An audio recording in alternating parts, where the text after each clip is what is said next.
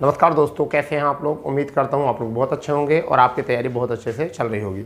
जैसे कि आपको पता है कि इस समय पर आरपीएफ के फॉर्म जो है आवेदन जो है ऑनलाइन मांगे गए हैं और बहुत सारे बच्चों के मन में एक प्रश्न है कि कब इसका एग्ज़ाम होगा। और रेलवे अपने नोटिफिकेशन के अनुसार जो है अपनी वैकेंसी दे रही है, क्या वह इसी अनुसार जो है अपने एग्ज़ाम कराएगी। और साथ ही साथ जो है सबसे बड़ा चिंता का विषय है कंपनी को लेकर, यानी एग्ज़ाम कब तक होगा, कौन सी कंपनी एग्ज़ाम कराएगी, ये भी एक विषय बनता है कि कौन सी एग्ज़ाम। तो सारी बात करने वाले हैं, परंतु उससे पहले हम कुछ आंकड़े देखने वाले हैं। जैसे कि सबसे पहले आप ये देखिए कि हमारा सबसे पहला एग्ज़ाम जो होना है वो कौन सा होना है। 20/1/2024 को आवेदन मांगे गए थे, किसके बारे में, ALP। ठीक है, ALP की यानी कि असिस्टेंट लोको पायलट, यानी कि सहायक लोको पायलट ALP होती है। और अंतिम तिथि जो थी वो फरवरी में थी, यानी कि 19 फरवरी 2024 अंतिम तिथि थी। और यहाँ पर जो आपका संशोधन सुधार जो था वो कब तक था, वो 20/2/2024 से आपका 29/2/2024 इसका अंतिम तिथि थी। तो ये आपका जो है ALP 19,900। ठीक है, और कौन से लेवल 2 की पोस्ट होती है, क्या होती है, ये लेवल 2 की पोस्ट होती है। ठीक है, इसमें 18 से 30 एज मांगी, परंतु उसके बाद भी 3 वर्ष की जो है इसमें छूट दे दी गई थी। ठीक है, और वैकेंसी कितनी, 5696 इसमें वैकेंसी थी। ठीक है, तो पहले ये आपका एग्ज़ाम ये, फिर इसके बाद अगर हम बात करते हैं तो इसके बाद जो आपका हुआ था वो ये देखिए, आपका ये है आपका ग्रेड, यानी कि टेक्नीशियन वाला। अब इसके बाद दूसरा आवेदन होता है 9/3/2024 को, यानी कि मार्च में। कब होता है, मार्च में अब एग्ज़ाम होता है। और मार्च के बाद में अप्रैल, यानी कि 8 अप्रैल जो है अब अंतिम तिथि थी इसकी। और यहाँ पर आपके आवेदन शुरू हो जाते हैं। ये आपकी क्या थी, तकनीशियन ग्रेड 1 और तकनीशियन ग्रेड 3 की, लेवल 5 की भी थी और लेवल 2 की थी। 29,200 और 19,900 में। एक की आयु 1836 और आपके 1833 ये आयु थी। 1092 और आपकी 8,052 और लगभग आपकी जो पोस्ट थी वो थी 9144। 3 वर्ष की यहाँ पर छूट दी गई थी। यहाँ 33 होती थी वरना, और ये 30 होती थी। ठीक है, तो इस वजह से 3-3 वर्ष ऐड करके इनको आयु दे दी। तो अब फिर इसका एग्ज़ाम होगा। साथ ही साथ फिर उसके बाद आपको देखने को मिलेगा, ये देखिए SI का है, RPF SI। ये आपका फॉर्म जो है RPF SI का है, RPF SI। तो ये आपका आ जाता है, इसमें पोस्ट थी आपकी 452 और ये आपका लेवल 6 की पोस्ट है। लेवल 6 की जो स्टेशन मास्टर होता है वो लेवल 6 में आता है। तो ये भी लेवल 6 की वैकेंसी है, 35,400।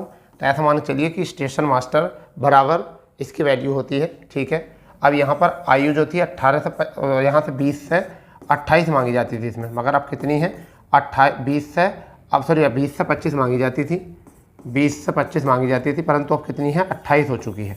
और इसकी लास्ट डेट जो है वो क्या है आपकी, वह आपकी 14 तारीख, यानी कि 14 तारीख, और आज हो चुकी है 3 तारीख। इसका मतलब अभी 11 दिन और इसमें शेष है। तो जिन बच्चों ने अभी तक आवेदन नहीं किए हैं वो आवेदन कर देंगे। ठीक है, अभी हम बात करेंगे इनके एग्ज़ाम के बारे में। ठीक है, इनके एग्ज़ाम के बारे में, परंतु उससे पहले एक चीज़ और देख लेते हैं। अभी कांस्टेबल का आपका ये जो है, ये देखिए RPF कांस्टेबल जो है आपकी कितनी पोस्ट है, 4208 पोस्ट है।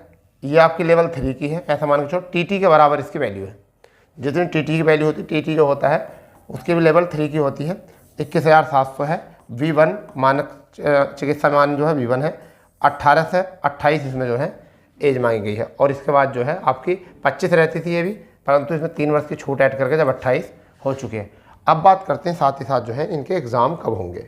अब इनके एग्ज़ाम कब होंगे, इनकी बात आती है यहाँ से कि एग्ज़ाम कब हो जाएंगे इनके शुरू। तो सबसे पहले अगर हम बात करते हैं तो कंपनी की बात कर लेते हैं। तो कंपनी कौन सी है, तो देखिए कंपनी जो है वो सबके एग्ज़ाम जो है वो TCS कराएगी। कौन कराएगी, TCS कराएगी एग्ज़ाम सबके। तो पहली बात तो ये है, और TCS ही कराती है एग्ज़ाम। और इस बार भी प्रबल संभावनाएं TCS की हैं, क्योंकि TCS इतना बड़े एग्ज़ाम को हैंडल करा सकती है। तो प्रबल संभावना जो है वो आपकी और संभावनाएं हैं TCS, और TCS कराएगी। तो पेपर का लेवल जो है आप सब समझते हो कि लेवल जो है वो थोड़ा सा मॉडरेट टू टफ आ जाएगा। लेवल जो आएगा मॉडरेट टू टफ आएगा। अब सबसे पहला जो एग्ज़ाम होगा वो एग्ज़ाम होगा आपका, सबसे पहले आपका ALP का, ALP। अब ये ALP है। दूसरे नंबर पर जो एग्ज़ाम होगा वो किसका होगा, आपका टेक्नीशियन वालों का होगा। ठीक है, तीसरे नंबर पर जो आपका एग्ज़ाम होगा वो आपका RPF का होगा। किसका होगा, RPF का। ठीक है, RPF में 2 पोस्ट हैं, एक तो कांस्टेबल है, ठीक है, और एक आपका SI है। इनका पेपर सिलेबस सब सेम है, तो पेपर साथ ही होने हैं इनके। अब ये एग्ज़ाम कब होगा, तिथि की अगर हम बात करें ALP की, तो इसकी जो संभावित तिथि है, संभावित जो तिथि है इस एग्ज़ाम की, तो ऐसा मान के चलिए कि आपकी जुलाई से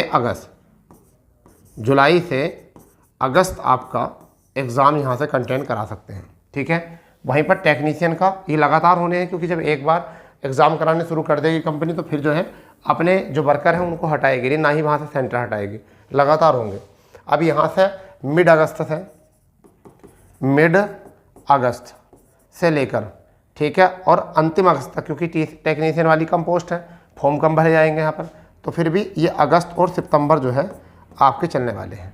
वहीं पर अगर हम बात करते हैं सितंबर अक्टूबर, तो सितंबर और अक्टूबर यहाँ जो फॉर्म एग्ज़ाम होंगे वो किसके होने हैं, वो RPF के होने हैं। तो अभी आपके पास जो है ऐसा मान के चलिए कि मई के बाद में जून, फिर जुलाई, अगस्त, बस 3 माह बीच में है इसकी तैयारी के लिए। सितंबर में आपका एग्ज़ाम यहाँ से हो जाएंगे, क्योंकि ये एक ही इसमें एग्ज़ाम कराना है। एग्ज़ाम कराने के बाद जो है आपको तुरंत जो है फिजिकल के लिए बुला लेंगे, क्योंकि फिजिकल इसमें बहुत अच्छे लेवल का होता है। तो इसलिए आप तैयारी करके चलिए, 90 दिन आपके पास है और ये 90 दिन जो है आपको नौकरी दे जाएंगे बहुत अच्छे से, ठीक है। जो आपके ALP वाले हैं उनके लिए भी अब ज़्यादा टाइम नहीं है, क्योंकि जुलाई बोला है, तो अभी क्या चल रहा है, मई चल रहा है, तो मई जून जुलाई तो उन्हें पहले से टाइम मिल गया था। अब उनके पास जो बहुत कम रह चुका है। इनका अगस्त है टेक्नीशियन वालों का।